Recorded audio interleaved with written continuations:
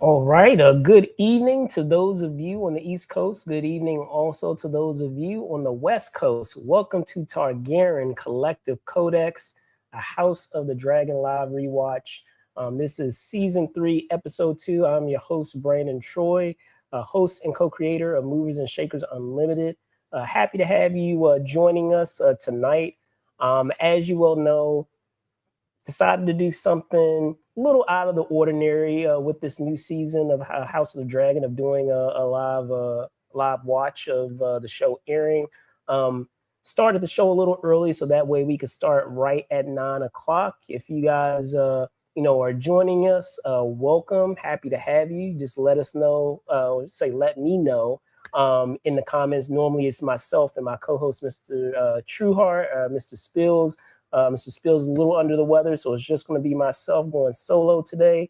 But yeah, just let me know where you guys are watching from. Excited to check out this second episode. A lot went down in that open episode. It was a terrific way to open, or to say to kick off season 3. We did go out with a bang with that first episode with some casualties. So I would imagine with this next episode, we're going to get into some of the ramifications of what transpired in that prior episode. So with that, if you give me one moment.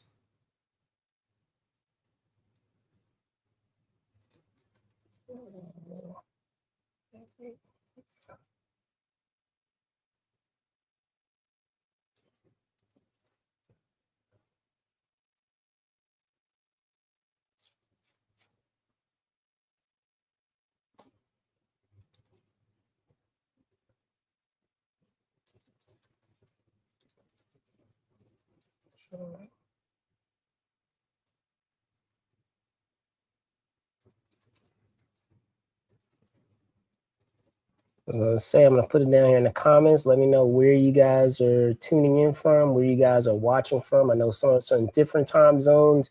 I know, like last week, for example, we have folks that were tuning in or joining us all the way from Sri Lanka. So that was pretty wild. So yeah, happy to know where you guys are watching from, and what are some things that you're looking forward to in the second season.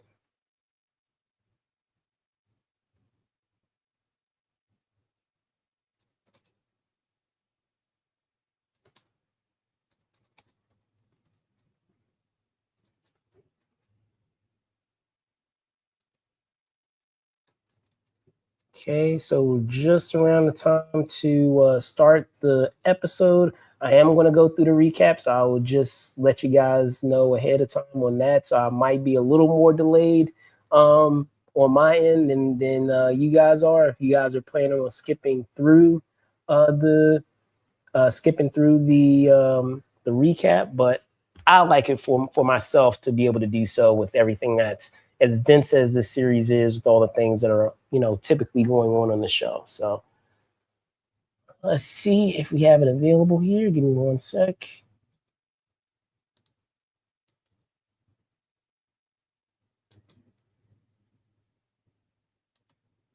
Yep, here it is.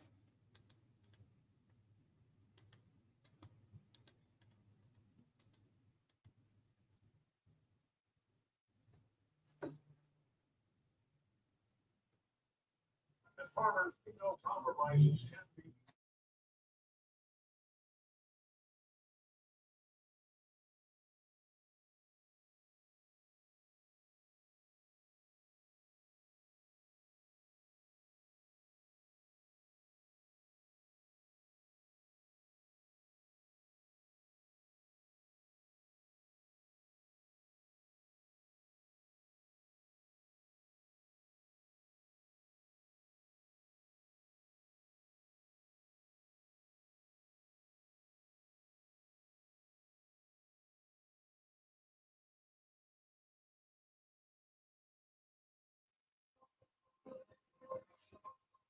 Hello, what's good? What's good? What's good? Happy to have you joining along.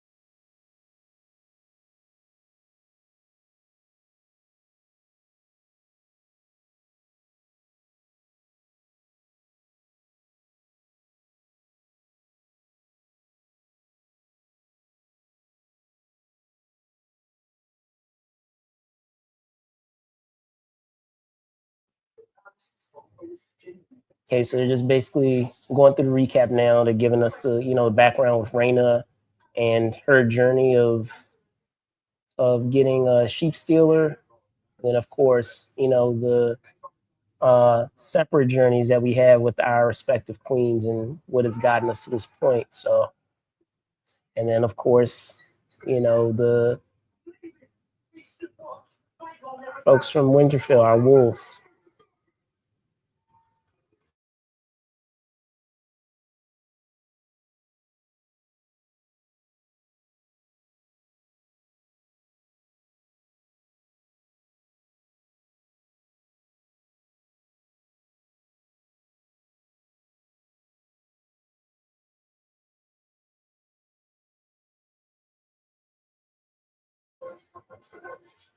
And Jace going out there prematurely before he was ready. Man,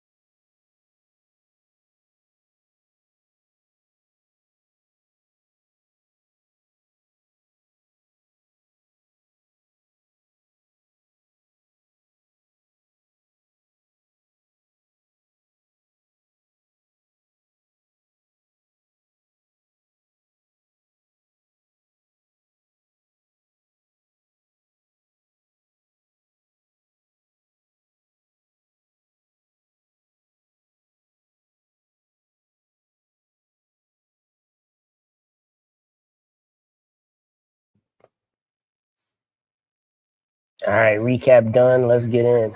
And I don't know about you guys. I typically don't like skipping forward through the intro. I like being able to watch the entire intro. So you're gonna have to forgive me on that too. I like to get through that as well. So if you're the type that wants to skip forward in that, I mean I understand, but I enjoy watching the intro.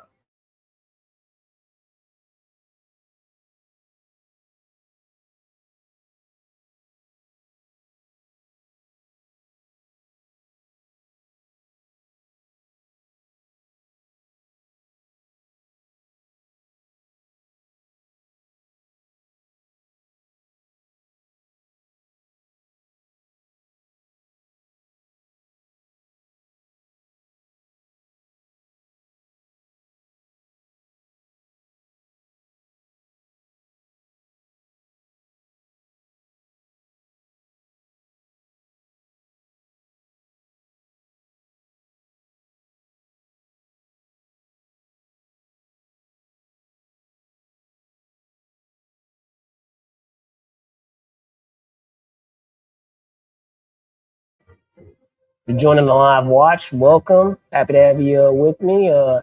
Let me know if you're watching the show now, if you plan on watching it later. And also let me know where you're watching from.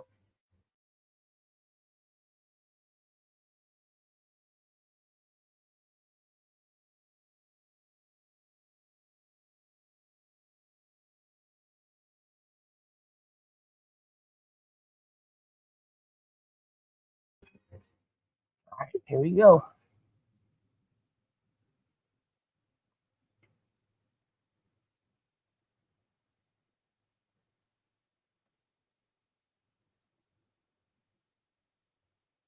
Okay, picking up right from the battle.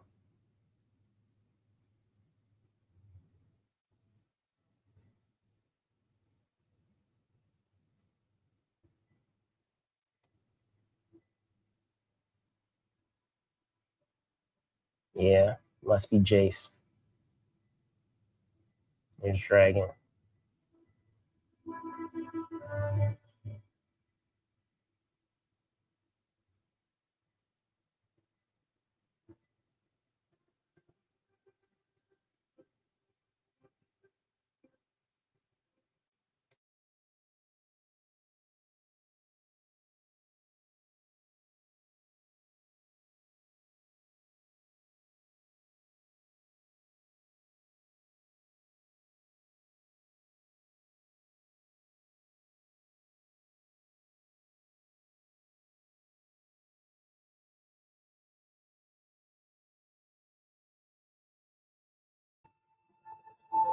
I can't imagine how terrifying that would be. Can you imagine, surviving through this battle, no matter what side you're on, and then still technically not making it through the battle because you still have the dragon sweeping through to clean house after the battle is done?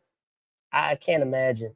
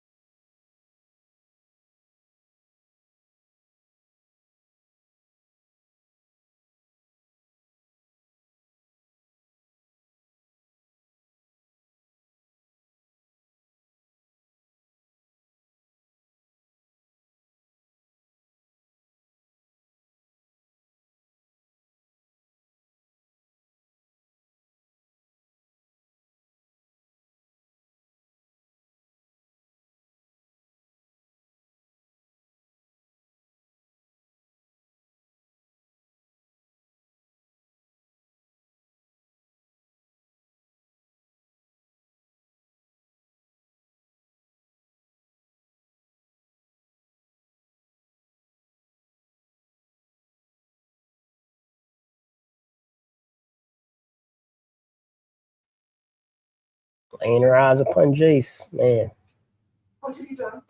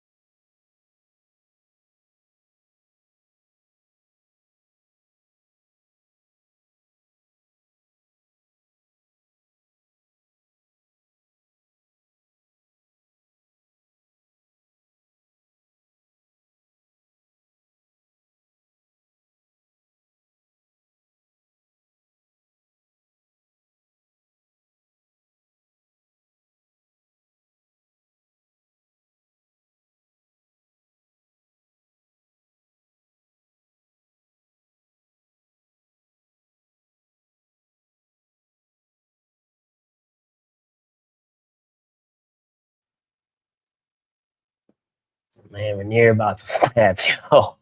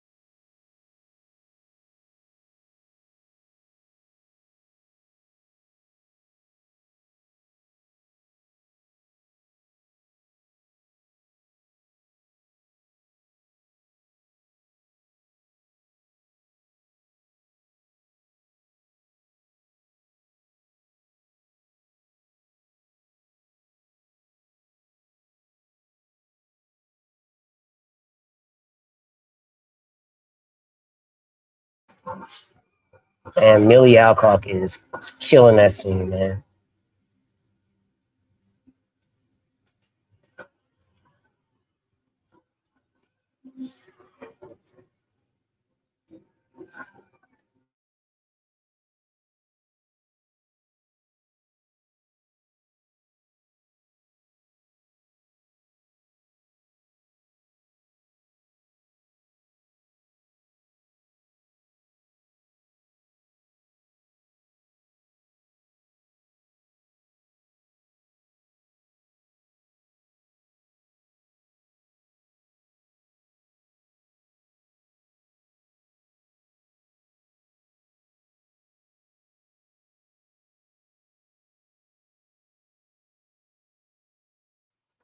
I'm tripping, yo.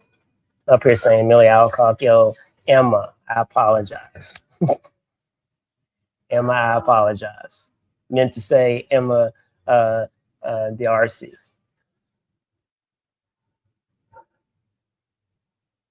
I have Supergirl on my mind, 40 and Slim.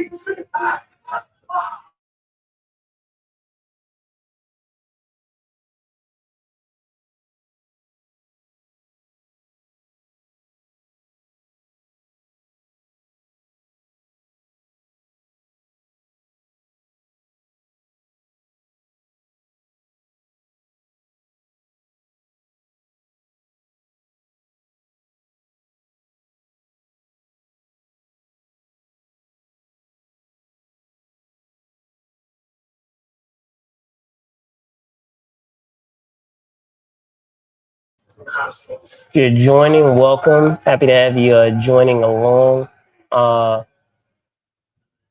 Join the Wolves and Damon celebrating their spoils from the battle that we had in the prior episode.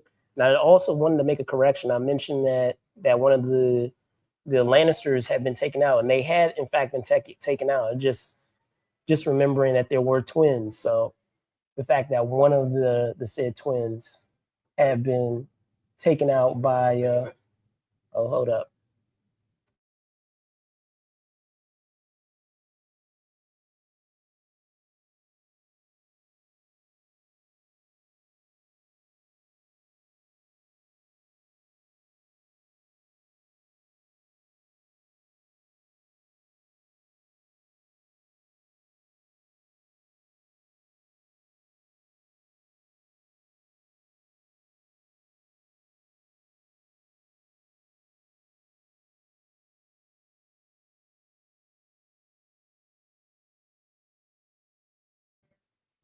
Damon just receiving news of Jace's demise.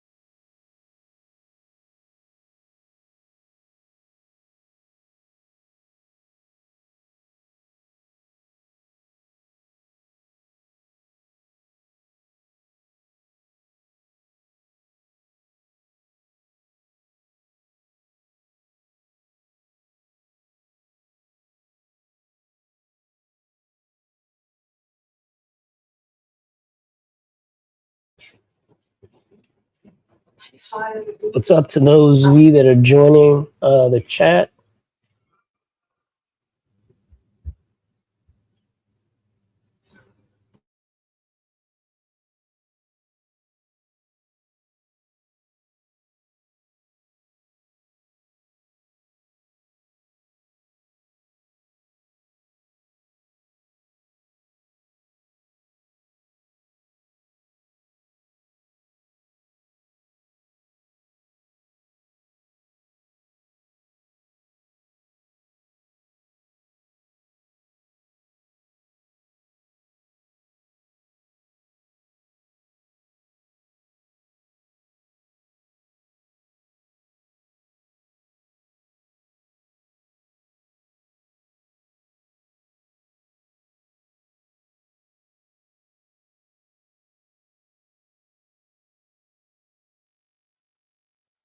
All right, so Corliss yet lives. All right.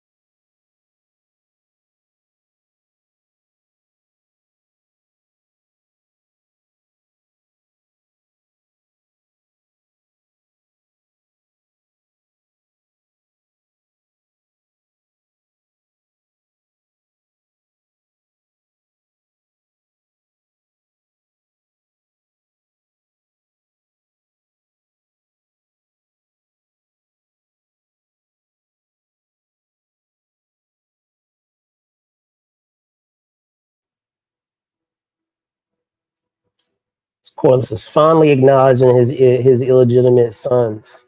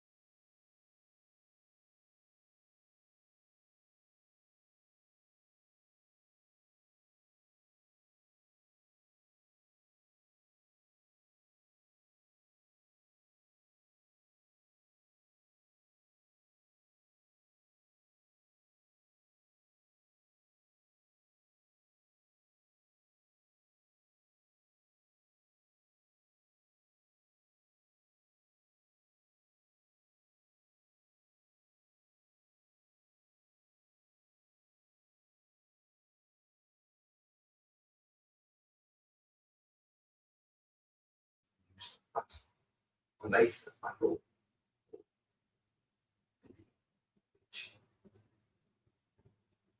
version cool. It's got away, baby. That's the cool.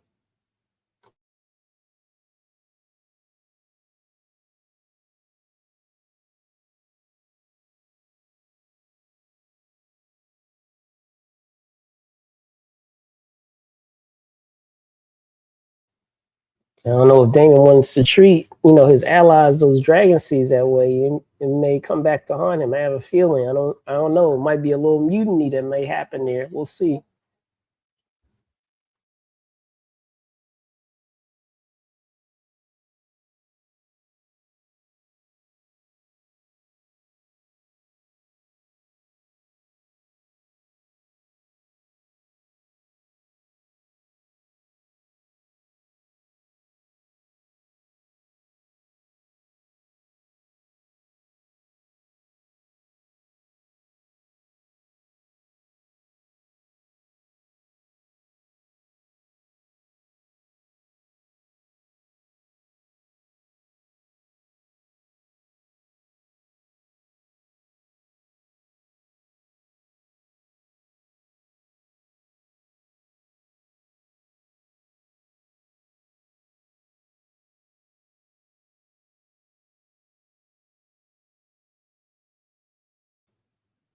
Not everything is about you, David. There's some great lines in here.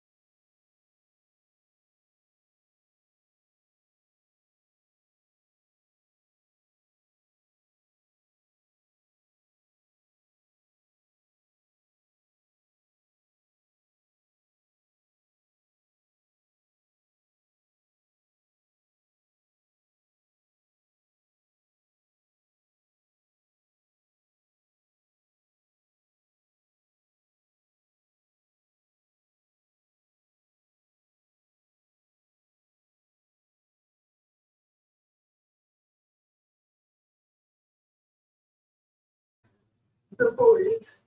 Who?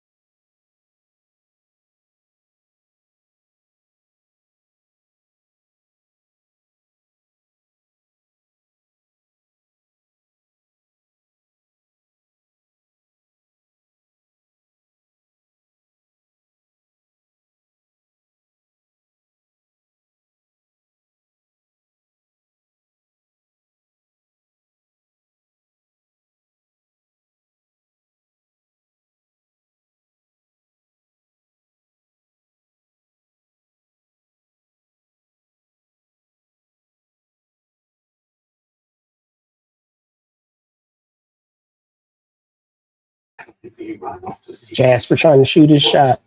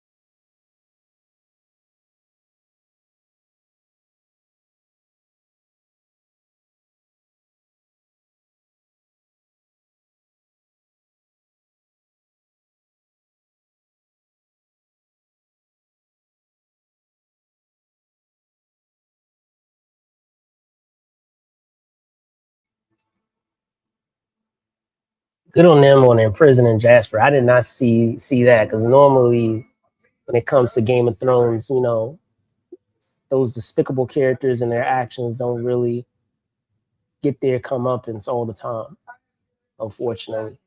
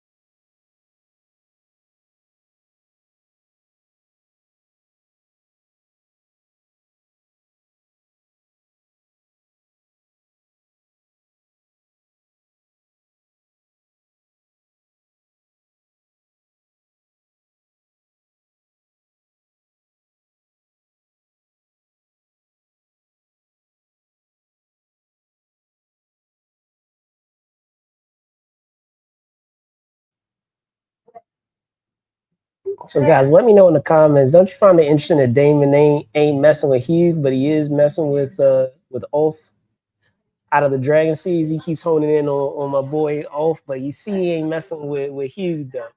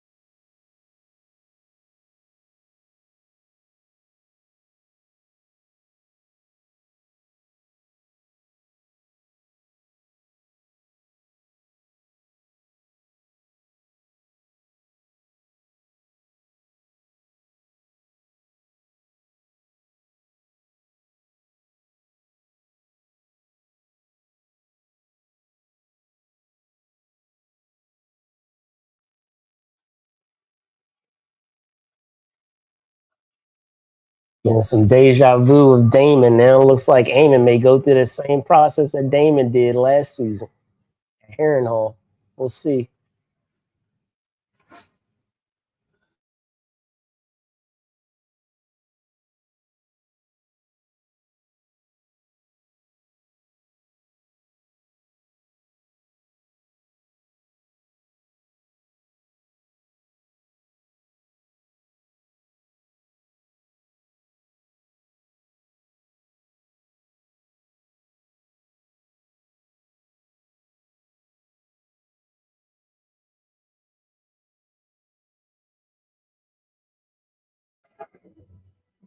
Uh-oh. So I guess they made it to King's Landing.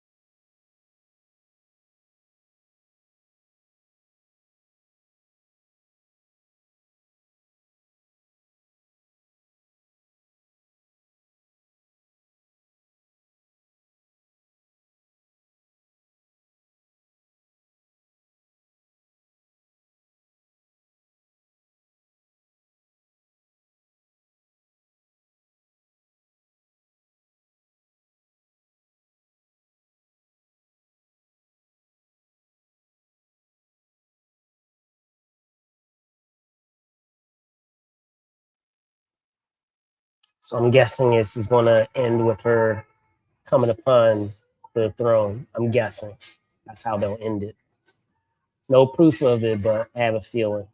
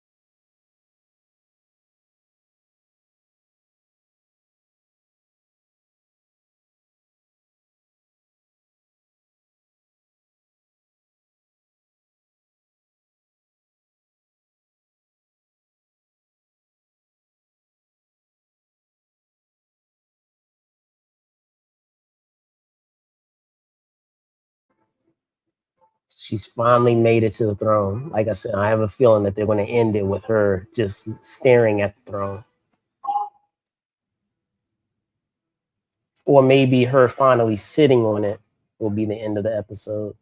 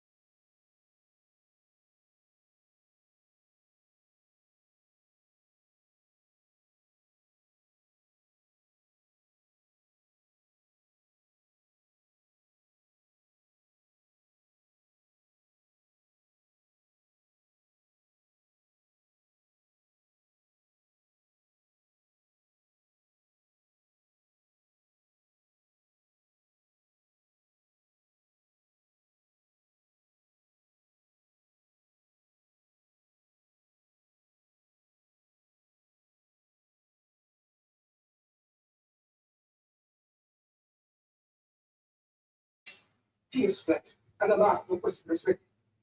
How could we?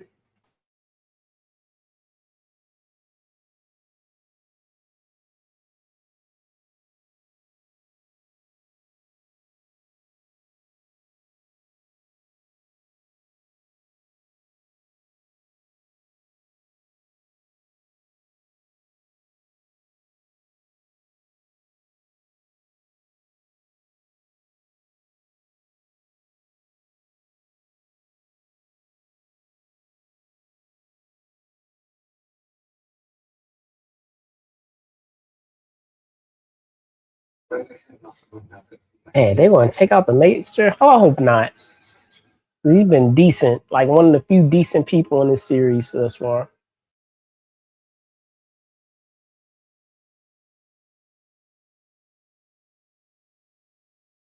Especially considering what he did for Allison, few moments ago.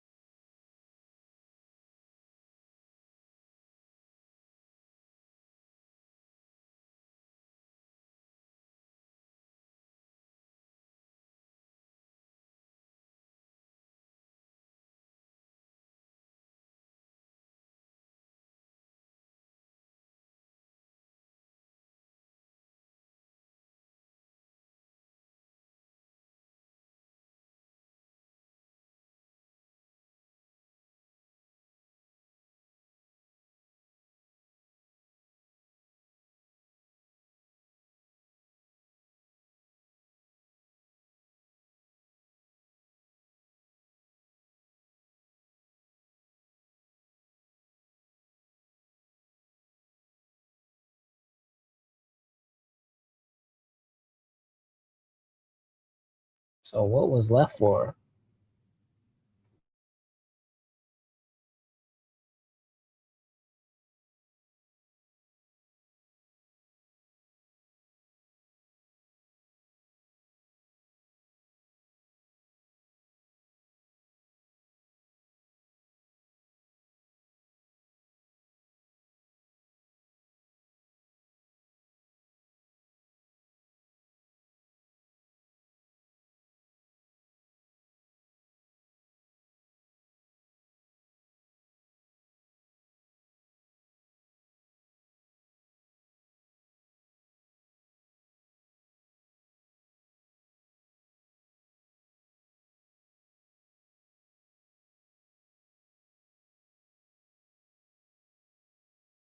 Oh, wait, what? He's alive?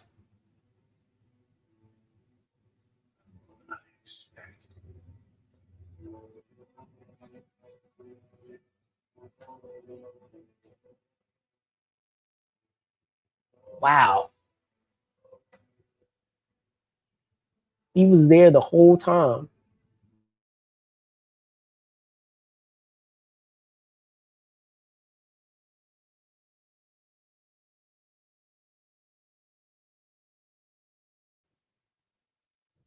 High tower.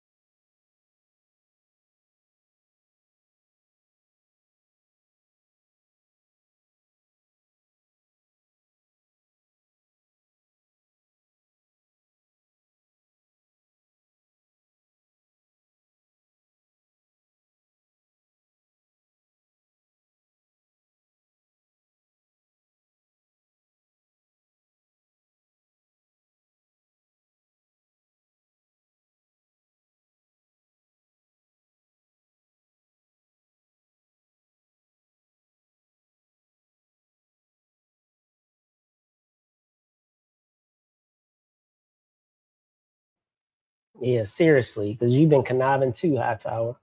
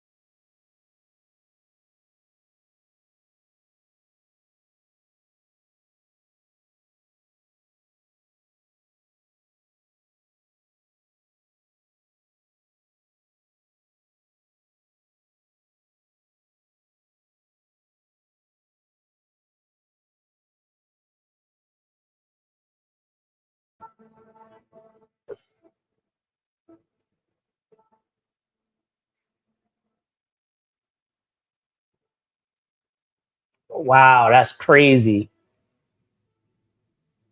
People she just mowed down.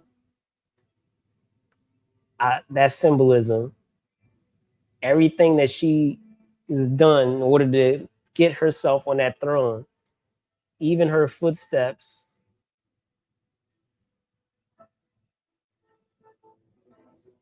are in blood as she makes her way to the throne.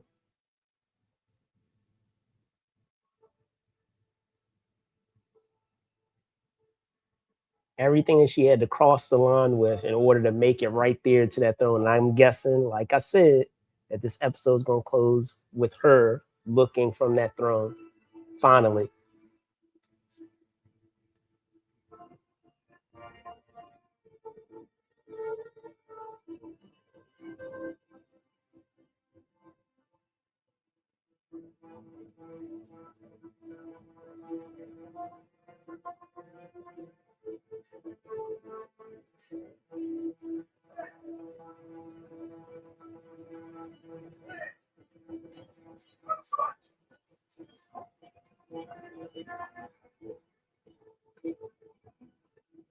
Oh, wow. Took out her father. Uh-oh. All bets are off now. It's like, dang, you did that to my... Wow. Uh-oh.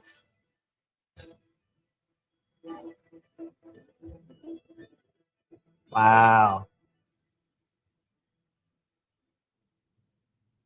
Wow.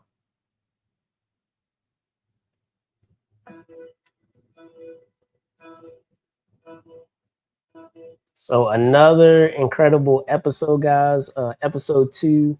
I've never had an issue when it comes to Game of Thrones, when it comes to them, what is it, pacing their episodes. It's always how they finish, finish certain episodes, or say how they finish certain seasons, not certain episodes. When we're in the midst of the seasons, typically, they're on point in terms of where those episodes, cut off. But and I'm sure many of you all will agree with me out there, the issue has always been getting to that finish line and finishing things off, especially when we're talking about those last few seasons of the original run. But man, for this episode, so many, awesome moments, some terrific lines as well. I can't recall exactly what the line was that Corliss had, but basically stating, if this is what winning looks like, then, I don't want to be a part of it. Even though they did win that battle, it was a battle that came at a cost, whether we're talking about all the lives that were lost on both sides. Them also losing another heir with Jace, losing his life in that said battle. Talking about a few other lines, when we're talking about, what is it, Damon, that line that was said to him, everything is not about you. So oftentimes he thinks that, everything is a slight against him. And, in terms of where he factors into things, yes, I feel like he is an instrument necessary to to a means, but I feel like sometimes he feels like he, is the most important component in uh, let me put it this way. A lot of times I feel like he places more importance upon himself than is technically, necessary, or he places a lot of importance on himself, especially, when we're talking about earlier in the prior seasons that we've had with Game of Thrones, well, not Game of Thrones, but with House of the Dragon in these prior seasons, now being in season 3. He's gotten a little better, but he still has those Damon moments of ego. So it was great to have someone call him out on it. And then it was fascinating when we're talking about the character of Rhaenyra, that had it not been for the hype man that is Damon, of trying to spurn her on, one could arguably say that she probably would have tried to come to a more peaceful solution with Alicent.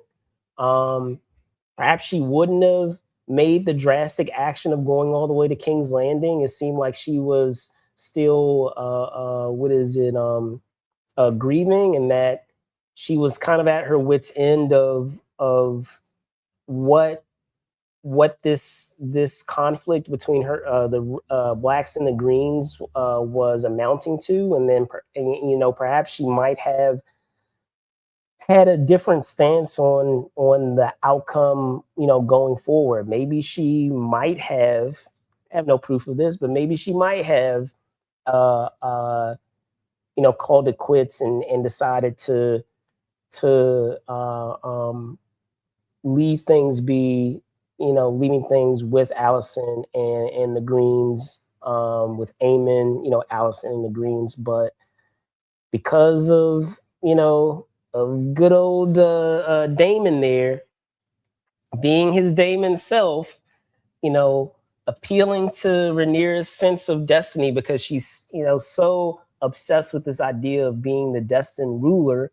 He was able to prey on that, and because of that, she took the very, drastic action of going, with the dragons to King's Landing. And one could arguably say, even though you have the ability to do something like that, if you're trying to appeal, if you're trying to appeal to the folks within that kingdom, that if she's trying to appeal to the folks in that kingdom that she is, plans to be the queen of, I don't know if, optic wise, it's a good look to kind of force your way in there with dragons, versus trying to do it in a more, what's the term? Doing it in a more pragmatic way. I feel like the way that she, or the strategy that she used, is very Damon like, and because of the fact that she is grieving, that unfortunately it put her in a vulnerable position to be at the mercy of Damon, who, unfortunately preyed on that to push her into making that drastic action of going to King's Landing. And now, also having that moment with Allison. I feel like you have these moments, or points of no return that we're seeing in this season of House of the Dragon, that, when we look back on, we'll be able to say, okay, this was a point of no return for that character. I mean, we had a moment of that with Eamon, right, in earlier in the run of House of the Dragon, when he had that accident of killing one of, Rhaenyra's children, earlier in the run. I want to say it was season one, at the end of season one. We had that moment. In this season, we have that moment with what is it, with Jace, that we had in episode one. Now that he is no more, that, set things in, set things on course for Rhaenyra to kind of, lose her, and in doing so, provides uh, an ideal state of mind for Damon to be able to take advantage of, to push her into making the drastic decision of going to King's Landing, which we saw with the dragons, using that approach, and then also taking out Hightower, taking out Hightower, who was the King's hand earlier in the run of of this series. Her taking out Hightower just based on the protocol and the laws that they have, and then having the crazy moment. I'll give a shout out to the cinematographer, to have that moment of taking that bloody action against Hightower and company, and having the residuals of that carry over to her uh, uh, um, path, getting to the very thing that she's been after the past 2 seasons, which is getting on that throne. So us seeing those blood-soaked footprints to in her efforts to get to the throne, and then to wrap it up in a nice little bow, to also have Alicent and company come back, Alicent and Helena to come back to see, Hightower out of commission, to see him kaput, and to now have a point of no return between these two friends. When we're talking about the beginning of the series, we have Alicent and we have Rhaenyra, who are peas in a pod, and because of circumstances of I guess you can say of responsibility, of being in these in the said circumstances that they're in, have been pulled apart, whether it's been from matters of regarding their respective kids, whether it's been matters of trying to establish who is the rightful ruler, and now having the matter of that point of no return, where now Rhaenyra has to answer to Alicent for taking out her father. And now what is that going to look like for Alicent? Because up to this point, Alicent has made every single effort to be peaceful and pragmatic in the way that she's gone about doing things. But now that she's aware that her father has been taken out, and not only taken out, but taken out by her supposed, childhood friend, her, the peas in her fellow peas in the pod, her ace boom coon. I don't know. It makes things very interesting going forward, because up to this point, it, as I said, Alicent has been very peaceful. It's really been her children with Aemon and Aegon that have been the aggressors with Rhaenyra. Rhaenyra, even in her own right, has made efforts to not cross certain lines in terms of I want to say respect, but crossing certain lines in terms, gray areas when it comes to going after her own ends. And now that I feel like Daemon has pushed her over that line of taking out Hightower, now it's going to be interesting to see what Alicent is going to do as a response to that going forward. Because at this point, both of them have tried their best, despite how acidic that conflict has been between their two camps. They have tried their best to be the level-headed ones, but now that what is it? Rhaenyra is grief-stricken and has been pushed to her limit and has crossed the line. I have a feeling that Alicent is going to have a response back, and who knows what that response will be. So thank you guys so much for those of you that joined, coming on board and joining in the live watch of this episode 2 of season 3 of House of the Dragon. Look forward to having you guys with us next week.